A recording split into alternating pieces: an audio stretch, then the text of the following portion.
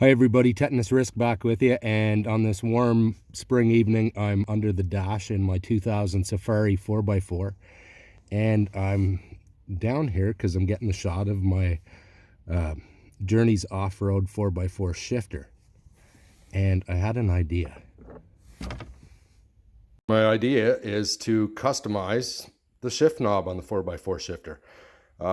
So I've removed this one and I'm gonna go with this 4 for 4x4. Yep, can drill into a billiards ball. There's lots of videos on YouTube about this, but hey, this is going on my Safari. So I've already got it locked in the vise on the drill press, and I took calipers and I found center, and I made crosshairs with the caliper, the end of it, and put a little black dot there, and then I took a punch and just pressed the punch into the phenolic here, and got it pretty well centered in the drill bit. And I'm just going to touch it with this drill bit because I'm going to increase the size till I get up to 29/64, which is the drill bit you need to tap a 1/2 inch 20 hole, and that happens to be the thread on the end of the shift handle. So I'm going to go ahead and do this. I'm going to throw a mask on because this stuff's like lung glue, so wear a mask. And when I get back to, I'll come back. Yeah. So there it is, drilled out to 29/64. As you can tell, I'm still wearing a mask because this dust is just scary.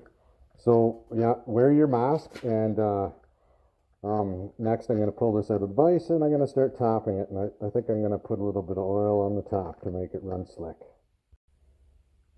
Okay, so that's tapped. I'm still wearing the mask.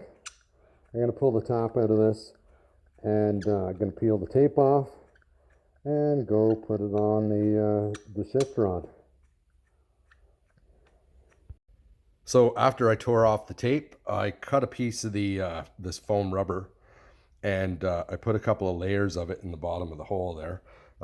Just something to compress and maybe sort of stop this from turning. So I'm going to install it in the van and I'll come back. Hey, all right, there it is. Custom. So that was easy, like all the 10 minutes, and it's just a little custom touch.